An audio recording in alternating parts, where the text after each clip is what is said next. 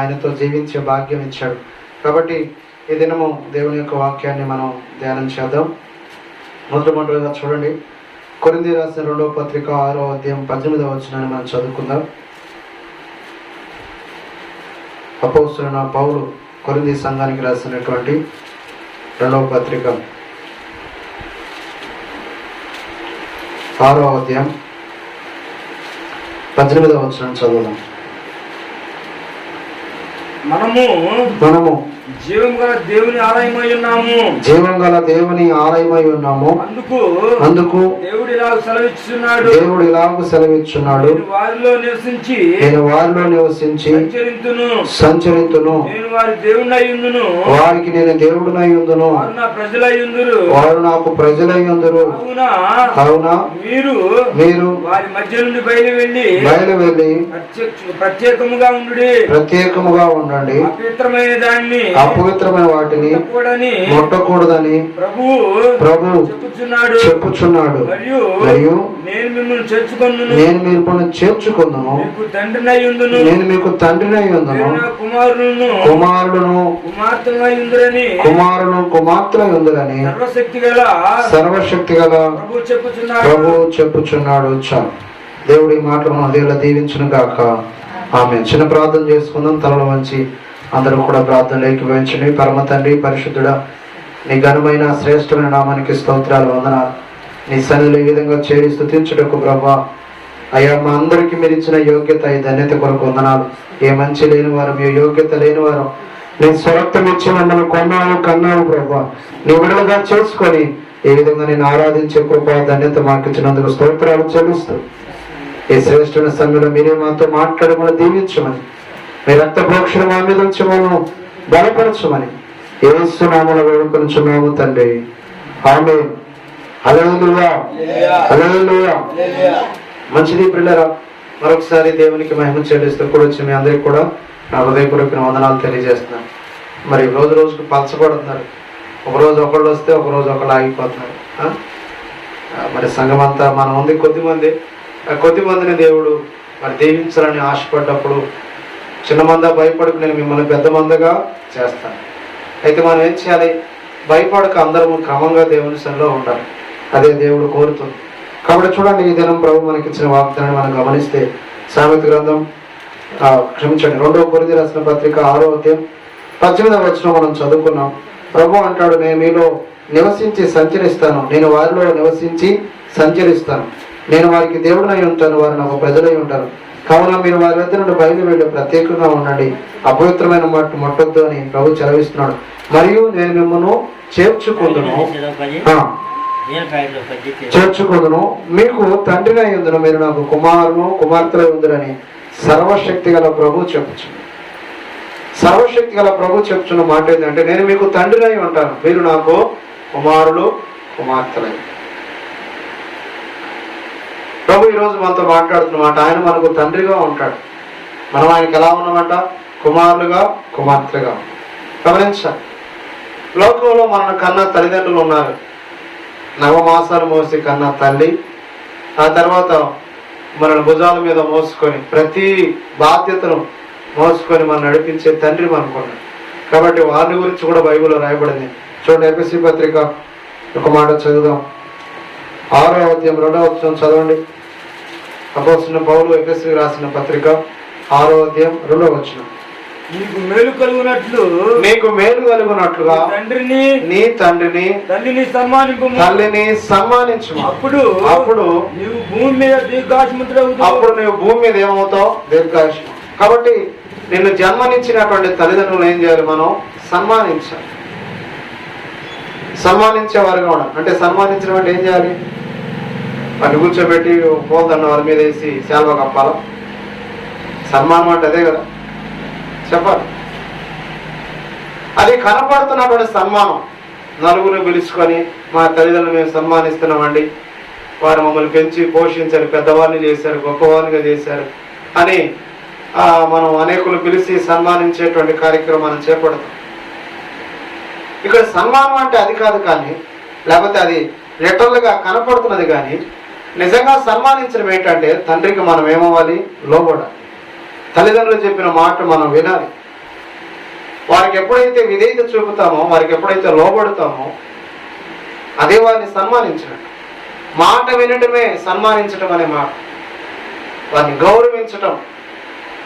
ఈరోజు తల్లిదండ్రులు చెప్పిన మాటలు పిల్లలు వింటున్నారు, చాలా దుఃఖాన్ని కలిగిస్తున్నారు. యవనస్తులేమో స్కూల్కి కాలేజీకి వెళ్ళమంటే వారు అనేక రకాలైనటువంటి వ్యసనాలకు గురవుతారు. స్కూల్కి వెళ్ళే వాళ్ళు ఇప్పుడే సిగరెట్లు తాగుతారు.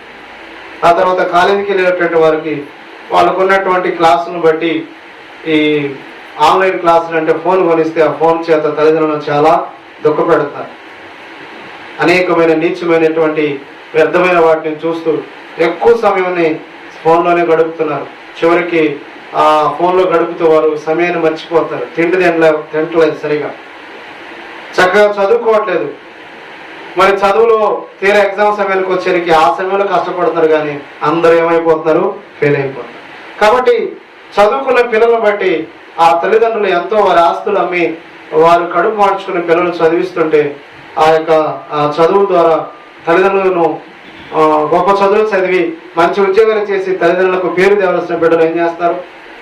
చదువుకోలేక ఆ యొక్క పబ్జీ గేమ్స్ ఆడటము, లేదా ఆ యొక్క ఫోన్లో రకరకాలుగా చాటింగ్లు చేయటం, ఆ తర్వాత యవనస్తులుగా ఉన్నవారు అనేక మంది వ్యసనాలకు బానిసలు అవటం, తాగుడుకు అలవాటు పడిపోతాం, చిన్న వయసులో మాదక ద్రవ్యాలకు అలవాటు పడతాం. ఇవన్నిటిని బట్టి తల్లిదండ్రులను దుఃఖపెడతారు, కానీ నిజంగా వారు చెప్పినట్టుగా బాగా చదువుకొని గొప్పవారై తల్లిదండ్రుల్ని సన్మానించేవారు ఎవరు?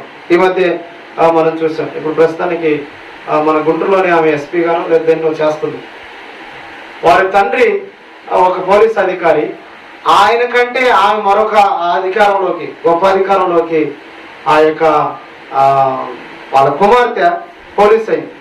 వాళ్ళ నాన్న వచ్చి వాళ్ళ కుమార్తెకి ఇట్లా పెడుతున్నాడు, సెల్యూట్ పెడుతున్నాడు. ఇప్పుడు ఆ తండ్రి ఎంత ఆనందించినట్టు. ఆ తల్లి ఆ కుమార్తె వచ్చి ఆ నాన్న సెల్యూట్ సెల్యూట్ చేసి తర్వాత ఆయన పాదాలు పట్టుకుంటుంది. నాన్న, నేను నీకు కుమార్తెను, నువ్వు నాకు తండ్రివి, నీవే నన్ను ఇంత స్థితిలో పెట్టావు. నేను నీకంటే పై అధికారిగా ఉన్నానేమో, కానీ నేను ఈ బిడ్డనే అనంటూ చెప్పటం. తర్వాత ఆ తండ్రి కూడా అంటాడు, నేను ఒక ఉద్యోగంలో, నాకంటే పై ఉద్యోగం నువ్వు ఉన్నావు కాబట్టి నేను నిన్ను బట్టి గర్విస్తున్నాను, ఐఎమ్ ప్రౌడ్ ఆఫ్ యూ అని ఆయన ఇంగ్లీష్లో చెప్తూ నేను నిన్ను బట్టి గర్విస్తున్నానని ఆమె ఎంతగానో సంతోషిస్తుంది. హల్లెలూయా. కాబట్టి గమనించండి ప్రియులారా, దేవుని యొక్క సన్నిధిలో ఉన్నటువంటి మనము గమనించాలి. నీ తల్లిని తండ్రిని సన్మానించాలి, వారిని గౌరవించాలి, వారిని ప్రేమించాలి, వారు చెప్పిన మాట విని వారిని సన్మానించాలి. అంతేకాదు తల్లిదండ్రులుగా ఉన్నటువంటి వారిని గమనించాలి. మనకు వివాహాలు అయిన తర్వాత కుమారులుగా ఉన్నవారు వారికి వివాహాలై కోడళ్ళు వచ్చిన తర్వాత అదే భార్యలు వచ్చిన తర్వాత తల్లిదండ్రులకు మరి ఒక కోడలో లేకపోతే ఒక ఏమంటారు అల్లుడుగా వచ్చినప్పుడు కుమార్తెలకు ఉన్నటువంటి వారు మన యొక్క తల్లిదండ్రులను ఎప్పుడు కూడా నిర్లక్ష్యం చేయకూడదు, జాగ్రత్తగా చూసుకోవాలి, జాగ్రత్తగా వారి బాధ్యత నిర్వర్తించాలి. భార్య రావచ్చు లేదా అల్లుడు రావచ్చు, కానీ వారికంటే ముందుగా మన యొక్క తల్లిదండ్రులు అనేది వారు మనకు చాలా ప్రాముఖ్యమైనటువంటి వారు. నీ తల్లిని తండ్రిని భార్యను పొందుకున్నటువంటి వాడు ఏం చేస్తాడంట? వారి తల్లిని విడిచిపెట్టి భార్యను హత్తుకుని ఉంది, కానీ తల్లిదండ్రుల పట్ల బాధ్యత మాత్రం మనం గౌరవించాలి. అందుకే ఈ మాట అంటాడు, నీ తల్లిని తండ్రిని సన్మానిస్తే నీ భూమి మీద ఏమవుతావు? దీర్ఘాయుష్మంతుడు అవుతావు, నీకు మేలు కలిగినట్లు అని అన్నాడు మొదటేమో. తర్వాత ఏమంటాడు? నువ్వు దీర్ఘాయుష్మంతుడు. అంటే ఏంటి? బాధ్యత అనేది మర్చిపోకూడదు. ఎందుకు నేను ఇవన్నీ చెప్తున్నానంటే, మన ప్రభువు అన్నాడు, ఆయన మనకు తండ్రిగా ఉండి మనల్ని ఏం చేస్తున్నాడు? ఆయన కుమారులుగా ఉన్నాడు. లోకంలో ఉన్న తల్లిదండ్రులేమో మనం సన్మానించాలి అని చెప్పి మనం చదువుకున్నాం, బైబిల్లో ఉంది. లోకంలో కూడా అందరూ కూడా తల్లిని తండ్రిని సన్మానిస్తున్నారు. ఒక్కొక్కడు పాటలు పెడతా ఉంటాడు. ఈ రోజు ఫాదర్స్ డే ఏంటంట? Father's Day. కాబట్టి ఏం చేస్తాడు? ఒక్కొక్కడు పాటలు పెట్టి నాన్నకు ప్రేమతో అని ఒక పాట పెట్టి కొన్ని ఫోటోలు పెట్టి వాళ్ళ నాన్నతో దిగిన ఫోటోలు పెట్టి సరిపోయింది అనుకోండి. ఈ రోజుకేనా? ప్రతిరోజు నాన్న యొక్క కష్టంలో మనం ఏం చేయాలి? ఏకీభవించాలి. వారితో కలిసి కష్టపడాలి, వారితో కలిసి పంచుకోవాలి. కొన్ని విషయాల్లో నాన్న డబ్బులు లేవు, ఏదైనా కావాలన్నప్పుడు నా దగ్గర డబ్బులు లేవు అన్నప్పుడు దాన్ని బట్టి మనం ఏం చేయాలి? ఆ తల్లిదండ్రులతో మనం ఏకీభవించి, లేదు అన్నప్పుడు ఏం చేయాలి? వారితో ఏకీభవించి ఉన్న దాంట్లో సర్దుకోవటం చేయాలి, ప్రతిరోజు చేయాలి. కాబట్టి వాక్యం అంటుంది, లోకములో మనకు తల్లిదండ్రులుగా ఉన్నట్టు పరలోకపు తండ్రి మనకున్నాడు. ఆయన ఏమంటాడు? నేను మీకు తండ్రిగా ఉంటా, నేను మిమ్మల్ని చేర్చుకుంటా, ఒకని తల్లి ఆదరించినట్లుగా నేను మిమ్మల్ని ఆదరిస్తా. చూడు, మన అరచేతిలో మిమ్మల్ని నేను చెక్కుకున్నాను అంటాడు. ఒకని తల్లి అయినా మరుచునేమో కానీ నేను మిమ్మల్ని మరువను. పరలోకపు తండ్రి అలాంటి వాడు, మనల్ని మరువని వాడు. ఒకసారి గుర్తు చేసుకుందాం. యెషయా గ్రంథం చూడండి,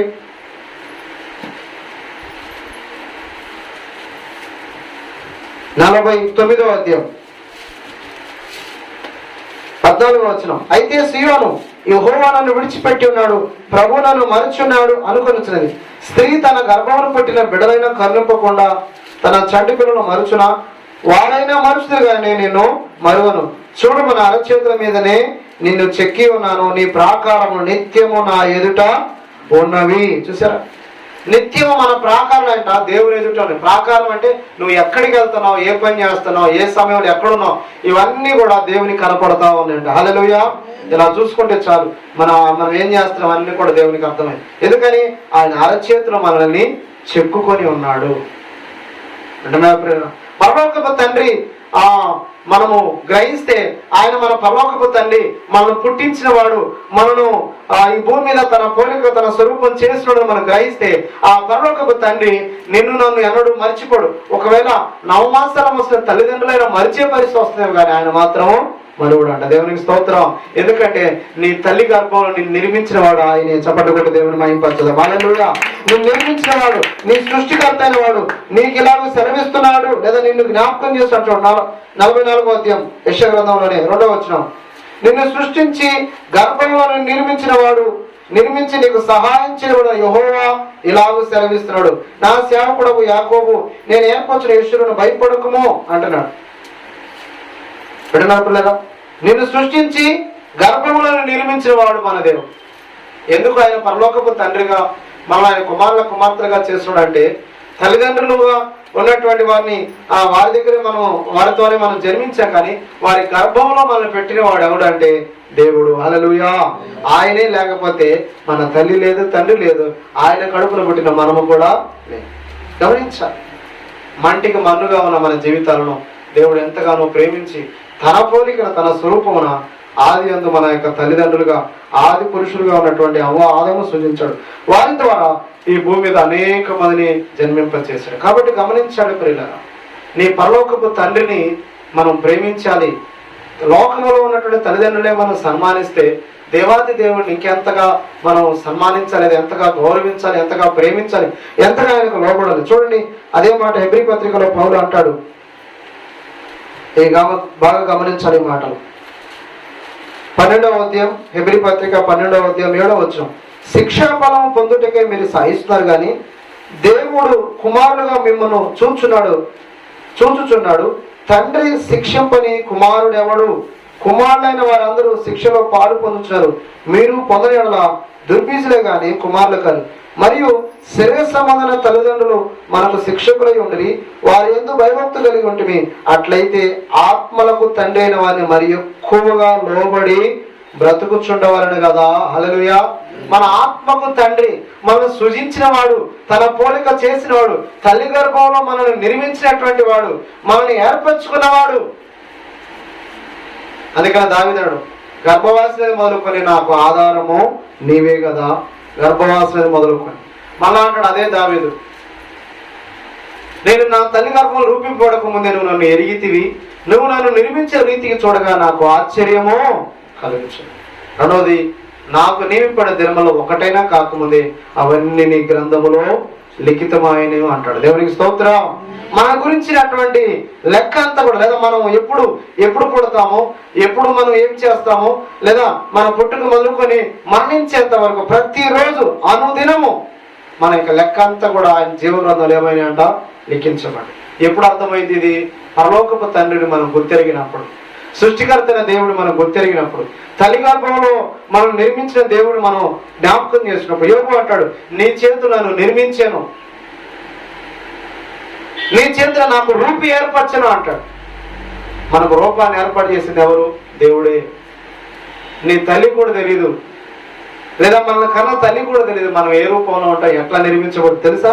తెలియదు. కానీ తల్లి గర్భంలో ఉండగానే అసలు ఇంకా ఇర్మియా గ్రంథంలో అంటాడు, పిండముగా ఏర్పడక ముందే నేను నిన్ను ఏర్పరచుకున్నాను, తల్లి గర్భములుగా నేను నిన్ను ప్రతిష్ఠించుకున్నాను. చూసారా ఆ మాట అంటున్నారు పిల్లల. లోకంలో ఉన్న తల్లిదండ్రులకే. అందుకనే అడుగుడి మీకు ఇవ్వకూడదని మత్తయి సువార్తలో చెప్తూ, లోకంలో ఉన్న మీ తల్లిదండ్రులు మీరు చేపను అడిగితే రాతినిస్తారా, మీరు రొట్టెని అడిగితే పామునిస్తారా అని లోకంలో ఉన్న మీ తల్లిదండ్రులు మిమ్మల్ని గురించి అలా ఆలోచిస్తే మీ పరలోకపు తండ్రి మిమ్మల్ని గురించి ఇంకెంత ఎక్కువగా ఆలోచిస్తారంట. చూడండి ఒక మాట చదువు. ఆ మాట మత్తయి సువార్త 7వ అధ్యాయం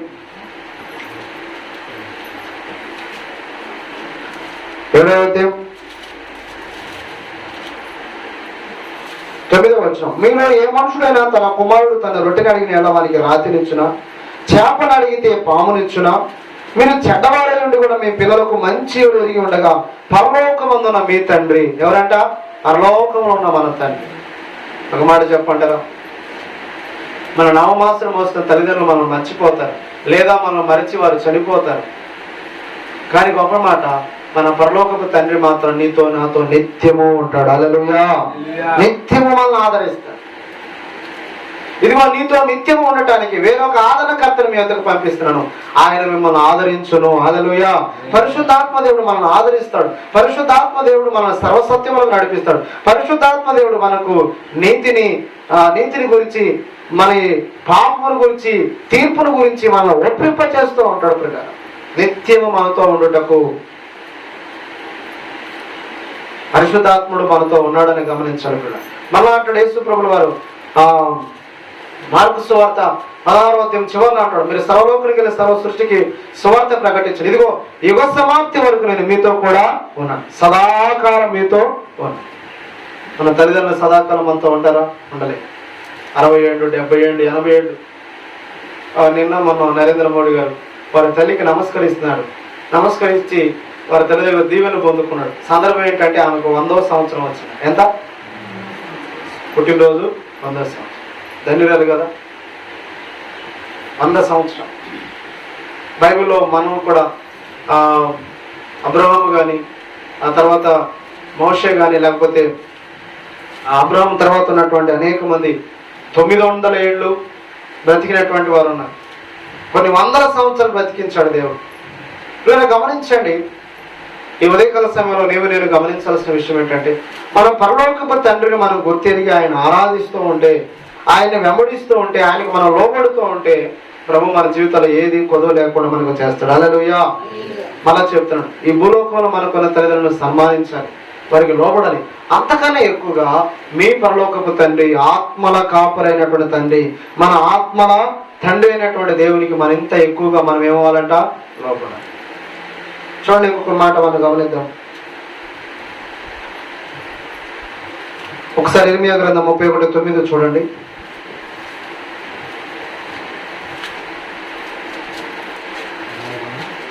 ఇర్మియా గ్రంథం 31:9 వచ్చి, వారు ఏడ్చుతూ వచ్చెదరు, వారు నన్ను ప్రార్థించుచుండగా నేను వారిని నడిపిస్తా. వారు త్రొట్టిల్లకుండా చక్కగా పోవు బాటను నీళ్ళ కాలువల యొద్ద వారిని నడిపించును. ఇశ్రాయేలునకు నేను తండ్రిని గానా, ఎఫ్రాయిము జ్యేష్ఠ కుమారుడు కాడా, నా జ్యేష్ఠ కుమారుడు కాడా. వింటున్నారా? ఇశ్రాయేలు గురించి ప్రభు అంటున్నాడు, నేను వారికి తండ్రిని కాదా? తండ్రి అయి ఉండి వారిని ఏం చేస్తాను? వారు ఏడ్చుచూ వస్తే, వారు నన్ను ప్రార్థించుచుండగా నేను వారిని నడిపిస్తాను. పరలోకపు తండ్రికి మనం ప్రార్థిస్తూ ఉంటే నడిపిస్తాడు. నీ కుటుంబాన్ని నడిపిస్తాడు, నీ జీవితాన్ని నడిపిస్తాడు. నీకున్న ప్రతి విషయంలో ప్రభు నీకు తోడే ఉండి నేను నడిపిస్తాను. నేను నడవలసిన త్రోవలో నేను నిన్ను నడిపిస్తాను. నేను నీకు ఉపదేశం చేసి నడవలసిన త్రోవలో మిమ్మల్ని నడిపిస్తాను. పరలోకపు తండ్రి మనల్ని నడిపిస్తాడు. మనం ఏడ్చుచూ వస్తూ ఆయన సన్నిధిలో ప్రార్థిస్తుండగా ప్రభు మనం నడిపిస్తాడు. మన తల్లిదండ్రులు కూడా మనము పుట్టినగానే మనం బుడిబుడి అడుగులు వేస్తుంటే వారు మనం చేయి పట్టి మనల్ని ఏం చేస్తారు? నడిపిస్తారు. అయితే ఈ లోకంలో తల్లిదండ్రులు కొంతకాలం మనం నడిపిస్తారు, కానీ శాశ్వత కాలం నడిపించే దేవుడు మనకున్నాడు. హల్లెలూయా. మన చెయ్యి విడువని వాడు. దేవునికి స్తోత్రం. చెయ్యి విడువాడు ఎన్నాడు ఎడబాయడు ఎప్పుడు చెయ్యి విడువడు ఎన్నాడు ఎడబాయడు ఎప్పుడు కన్న తల్లి చేర్చునట్లు నన్ను చేర్చున ప్రియుడు. హల్లెలూయా హల్లెలూయా హల్లెలూయా హల్లెలూయా హల్లెలూయా. మన కన్న తండ్రి, అవలోకమున్నటువంటి మన తండ్రి మన అక్కర్లన్నీ ఎరిగినటువంటి వాడు. మీకు ఇది అర్థమవడానికి చెప్తాను. ఒక తండ్రికి 2 కుమారులు ఉన్నారు. వారిలో చిన్న కుమారుడు వచ్చి నా ఆస్తి నాకు ఇచ్చేయమన్నాడు. లూకాసు సువార్త 18వ అధ్యాయం 11వ వచనం నుంచి ఈ మాట మనం గమనిస్తాం. 15వ అధ్యాయం క్షమించండి. కాబట్టి అక్కడ ఆయన వచ్చి అంటాడు, చూడండి 11వ వచనం చదువున్నాను. 15వ అధ్యాయం లూకాసు సువార్త 11వ వచనం. మరియు ఆయన ఇట్లనేను ఒక మనుషునికి 2 కుమారులు, ఒక మనుషునికి 2 కుమారులు ఉన్నారు. చిన్నవాడు వచ్చి తండ్రి ఆస్తిలో నాకు వచ్చు భాగమిమ్మని, తండ్రి ఆస్తిలో నాకు వచ్చే భాగమిమ్మని తండ్రిని అడుగుగా వారికి తన ఆస్తిని పంచిపెట్టెను. కొన్ని దినములైన తరువాత చిన్న కుమారుడు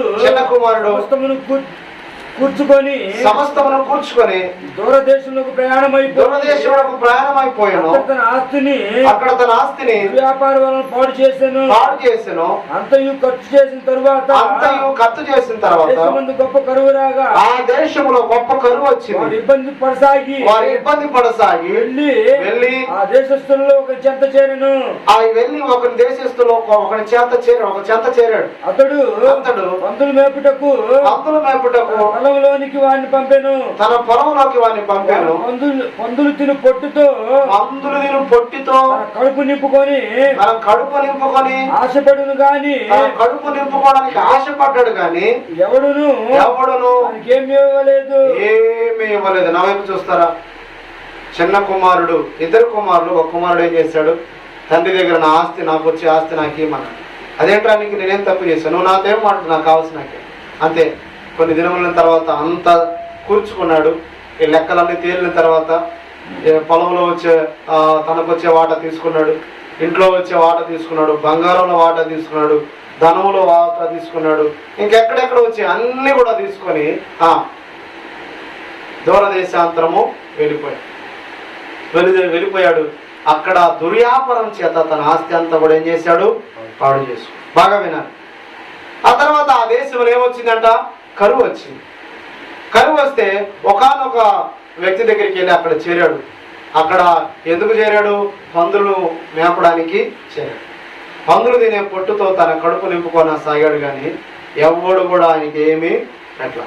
ఆఖరికి పందులు మేపడానికి ఎవరైతే యజమానుడు తనను కూర్చుకున్నాడో వాడు కూడా అతనికి ఆహారం ఏమీ అట్లా. పందులు మేపురా అన్నాడు అంతే.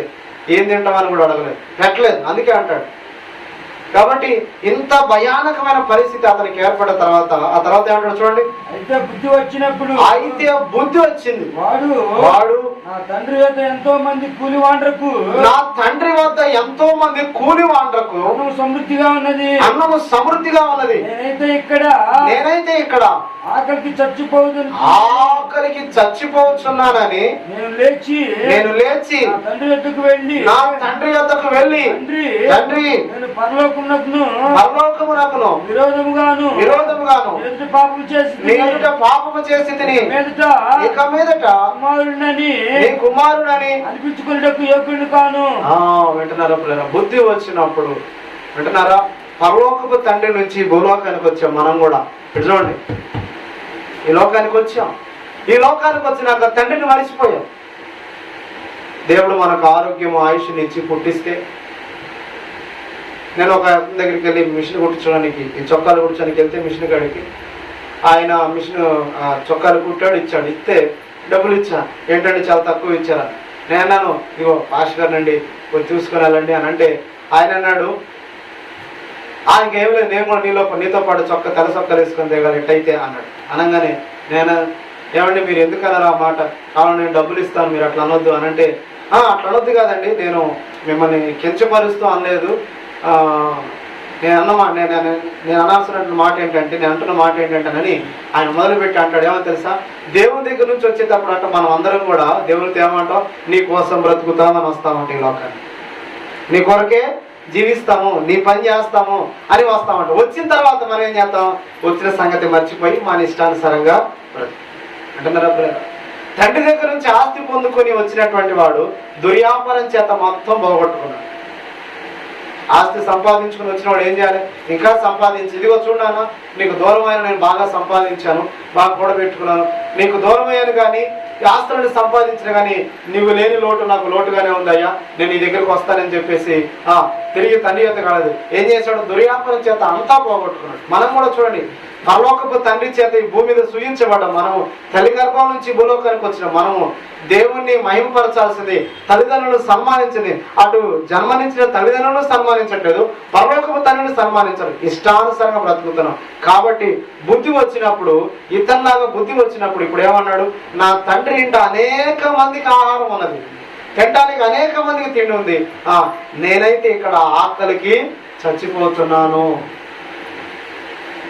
దేవుడు లేకపోతే మన బ్రతుకులు వ్యర్థం, పోయినారు, శూన్యం, మృతతుల్యం మన బ్రతుకులు.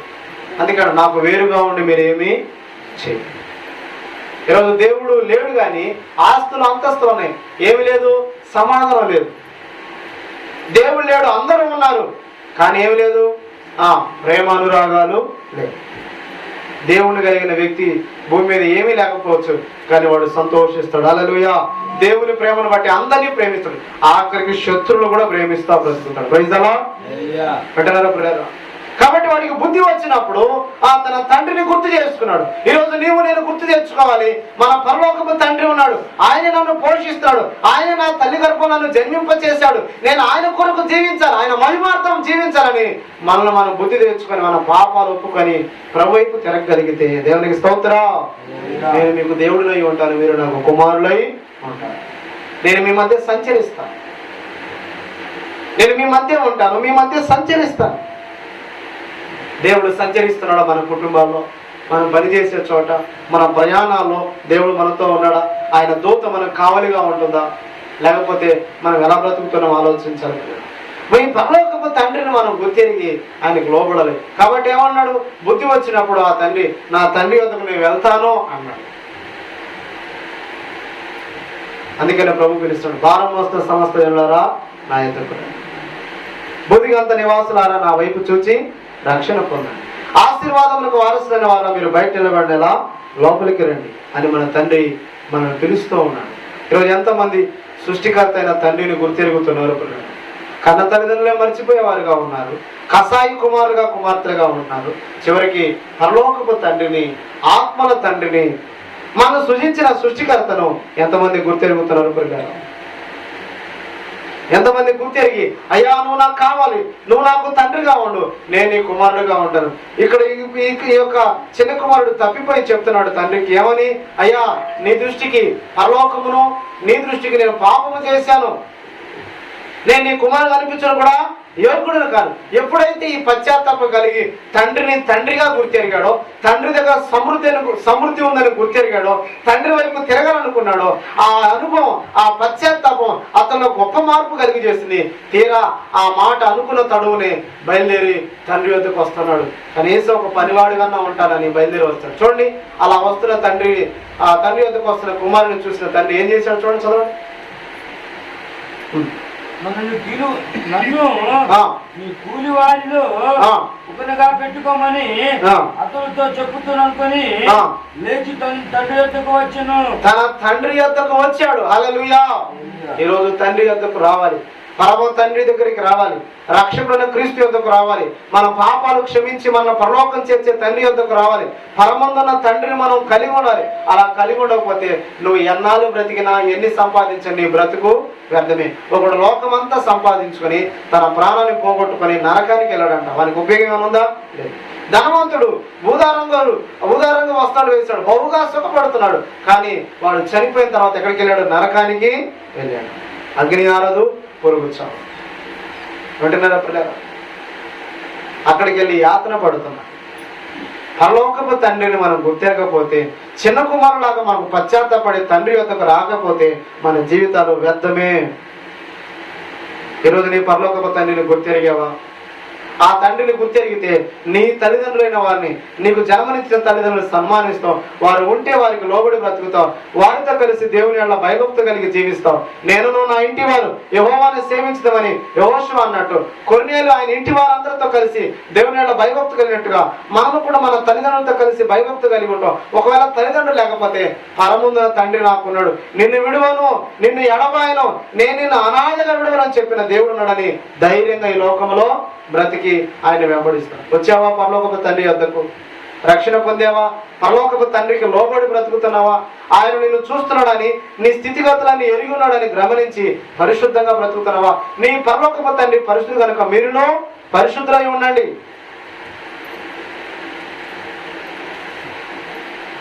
పరిశుద్ధంగా బ్రతుకుతున్నామా? వచ్చి ఆ తండ్రి వద్దకు రాగానే చూడండి, తండ్రి ఏమన్నాడు?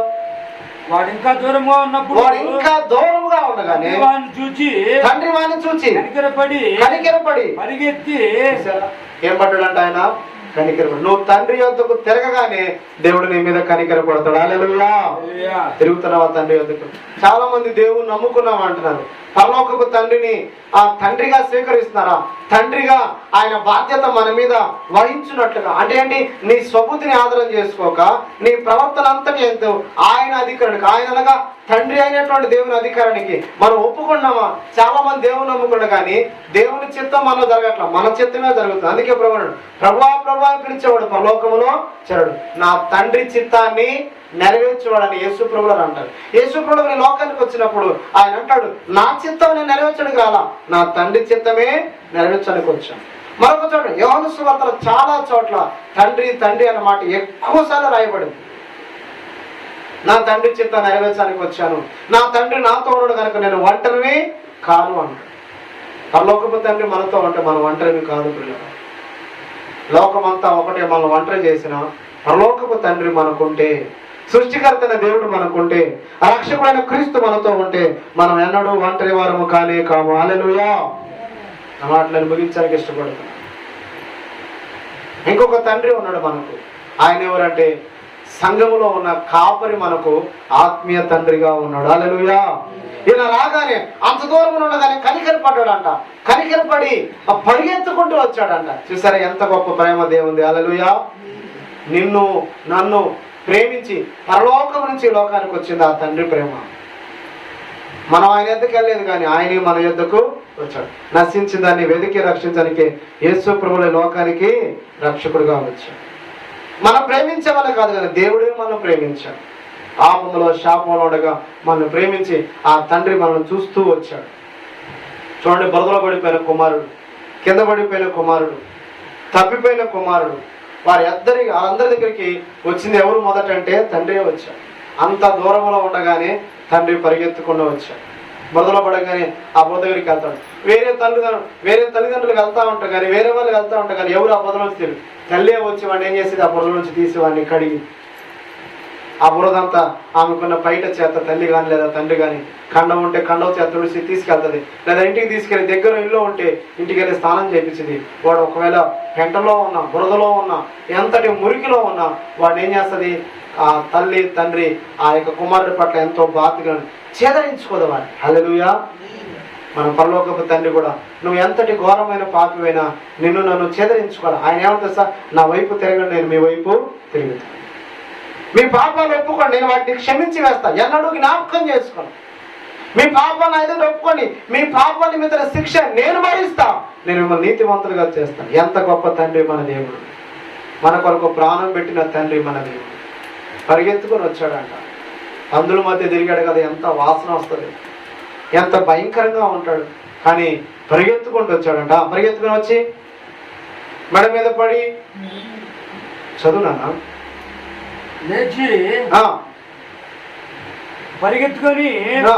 వారి మెడ మీద పడి మెడ మీద పడి ముద్దు పెట్టుకున్నాడు. అప్పుడు అప్పుడు ఆ కుమారుడు ఆ. అతనితో ఆ. తండ్రి ఆ. నేను ఆ. పరలోకమునకు విరోధముగా నీవు పాపం చేస్తుంది, ఆ. ఇక మీదట నీ కుమారుని అనిపించుకొచ్చుటకు ఆ. యోగ్యుని కానేను. ఆ. అయితే తండ్రి తన దాసులను చూచి ప్రశస్త వస్త్రము త్వరగా తెచ్చి వానికి కట్టి వీని చేతికి ఉంగరం పెట్టండి, పాదములకు చెప్పులు తొడిగించుడి, పశువులను తెచ్చి వధించుడి, మనము తిని సంతోషపడదాము. ఈ నా కుమారుడు చనిపోయి మరలా బ్రతికెను, దొరికినని చెప్పాను. హల్లెలూయా. ఎంత విందు చేస్తున్నాడు తండ్రి, చూశారు. నువ్వు దేవుని దగ్గరికి తిరిగి వస్తే గొప్ప విందు ప్రియులారా, గొప్ప సంతోషం. నీకు ప్రశస్త వస్త్రాలు ఇస్తాడు, నీ మలిన వస్త్రాలు తీసేస్తాడు. నువ్వు ఏ స్థితిలో ఉన్నా మనల్ని ముద్దు పెట్టుకునే దేవుడు ఆయన. హల్లెలూయా. ఎంత ప్రేమామయుడు మన దేవుడు. ఆపములో శాపములో కొట్టిమిట్లాడుతున్న మనల్ని ప్రేమించి ముద్దు పెట్టుకున్నవాడు, మెడ మీద పడి ముద్దు పెట్టుకున్నాడు. ఆ నోరు తెలిసి, అయ్యా నీ దృష్టికి పరలోకానికి నేను పాపం చేశాను, నీ కుమారుని యోగ్యుడు కాదు. అవేమి ఇంట్లో ఎవరక్కడ దాసుని పిలిచాడు, ఈయనకు ప్రశస్త వస్త్రాలు వేయండి, చెప్పులు తొడిగించండి, ఉంగరం పెట్టండి. హల్లెలూయా. ఆత్మ అనే ముద్ర చేత మనం ముద్రించినటువంటి వాడు మన దేవుడు. Praise the Lord. ఆయన కుమారులుగా స్వీకరించాడు మన దేవుడు. ముందు ఆ పరిశుద్ధాత్మ చేత ముద్రింపబడ్డావా నువ్వు? ఉంగరము తొడిగించబడిందమ్మా, ఆత్మ చేత నింపబడ్డావా నీవు? కుమారుడుగా మార్చబడ్డావా? ప్రశస్త వస్త్రాలు మీదకి వచ్చినాయా? అందుకని మీకు చెప్తుంది, తెల్లని వస్త్రాలే కాదు, మన హృదయము తెలుపు చేయబడాలి. వీరెవరంటే గొర్రెపిల్ల రక్తంలో తమ వస్త్రాలు ఉతుక్కొని తెలుపు చేసుకున్నవారు. క్రీస్తు రక్తంలో కడగబడి నీ హృదయాలు, మన మనస్సాక్షి పరిశుద్ధపరచబడిందా, పవిత్రపరచబడిందా? ప్రశస్త వస్త్రాలు ఆ కుమారుడికి తొడిగినట్టుగా మనకు తొడగబడ్డాయా? మనకు ఉంగరం పెట్టబడిందా? మనం ఆయనకు కుమారులుగా మార్చబడ్డామా? ఆయన మనకు తండ్రిగా ఉన్నాడు. ఆలోచించాడు. ఈరోజు ఇంకా పేరు పెట్టి అనేకులు పిలుస్తున్నాం, ఇంకా తిరుగుబాటు చేసేవారి వైపు, నా కుమారులారా నా వైపు తిరగండి అని దేవుడు ఎంతగా పిలుస్తున్నా లోబడిన వారుగా ఉంటున్నాం. ఇదిగో మార్చబడిన కుమారులుగా ఉన్న మనము నిజంగా తండ్రిని సన్మానిస్తూ బ్రతుకుతున్నామా? తండ్రికి లోబడి బ్రతుకుతున్నామా? తండ్రిని ఆరాధిస్తున్నామా? తండ్రి యొద్ద ఉండి ఉపదేశం వింటున్నామా? ఇదిగో నేను నా తండ్రి యొక్క గడప యొద్ద నేను కనిపెట్టుకొని ఉన్నాను, ఆయన ఉపదేశం నేను వింటున్నాను. ఓ ఇశ్రాయేలు, నీ భాగ్యం ఎంత గొప్పది! నీకు నాకు తండ్రి యొద్ద నివసించే భాగ్యం దేవుడు ఇచ్చాడు. లేచి నిలబడదాం అందరము కూడా. పరలోకపు తండ్రిలో కలిగి ఉన్న మనం. అలాగే మీకు మూడో మాటగా చెప్పాను, మనల్ని తండ్రి యొద్ద దేవుని యొద్దకు నడిపించేటువంటి ఆత్మ తండ్రిగా ఉన్నటువంటి ఆత్మీయ తండ్రిగా ఉన్న సేవకులు మనకున్నారు. వారు మనని ఒక బిడ్డలను గారవించినట్టుగా, నేను మిమ్మల్ని గారవించాను, నేను మిమ్మల్ని స్తనమించు తల్లి పిల్లలను ఏమంటారు గారాభం చేసినట్టుగా నేను మిమ్మల్ని గారాభం చేసి తండ్రి యొద్దకు నడిపించానని సేవకులు అన్నారు. కాబట్టి పరలోకపు తండ్రిని మనము గౌరవించి లోబడాలి. అలాగే సంఘ కాపురిగా ఉన్నటువంటి తండ్రిని, ఆత్మీయ తండ్రిని కూడా మనం గౌరవిస్తూ ఆయన చెప్పే ఉపదేశం విని దేవునికి దగ్గర అవ్వాలి, దేవునికి లోబడాలి. ప్రభు ఈ మాట మన దేవుడు దీవించును గాక. ఆమేన్. మనం పరలోకపు తండ్రిని గుర్తెరిగి ఆయనకు లోబడదుము గాక. ఆయన తండ్రిగా స్వీకరించి మనం ఆయన కుమారులుగా ఆయన వెంబడించి ఆయన అధికారానికి ఒప్పుకుందాము గాక. ఆయన కుమారులుగా మార్చబడ మనం తండ్రి దగ్గర నుంచి ప్రతి వాగ్దానాలకు మనం వారసులు అవుదుము గాక. ఆయన ఆత్మ చేత మనం నింపబడదుము గాక.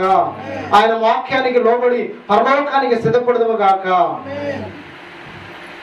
ప్రభు ఈ మాట మన హృదయాలు దీవించి ఫలింపచేయును గాక. ఆమేన్. ప్రార్థన చేసుకున్న పరమ తండ్రి, జీవాధిపతి నీకు వందనాలు. విన్న వాక్యం మా హృదయాలు నీరు కట్టి ఫలింపచేయండి.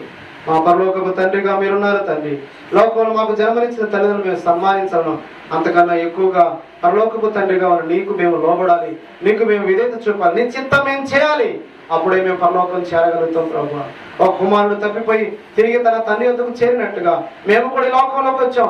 తిరిగి సృష్టికర్తని నిన్ను గుర్తిరిగి నేను విశ్వాసం వచ్చి ఈ భూమి మీద బ్రతికే కాలం ఒకప్పుడు మా ఇష్టానుసారం బ్రతికాం, కానీ ఇప్పుడు నీ చిత్తానుసారంగా బ్రతికి ఒకరోజు నీ రాజ్యాన్ని చేరే కృప మా అందరికీ దయచేయమని, విన్న మాట నీరు కట్టి ఫలింపచేయమని. ఇంకా ఎంతమంది నీ కుమారులుగా మారలేదో, ఇంకా ఎంతమంది నిన్ను తండ్రిగా అంగీకరించలేదు, ఈ రోజే వారు వారి జీవితంలో తండ్రిగా అంగీకరించి నీ చిత్తాన్ని చేయవారుగా, నీ సంకల్పాన్ని జరిగించేవారుగా, నీ మాటకు లోబడేవారుగా, తమ జీవితంలో తమ స్వభావ ప్రేమ కంటే ఎక్కువగా నీ మాటకు లోబడే వారికి ఉన్నట్లు ప్రతి ఒక్కరిని బలపరిచి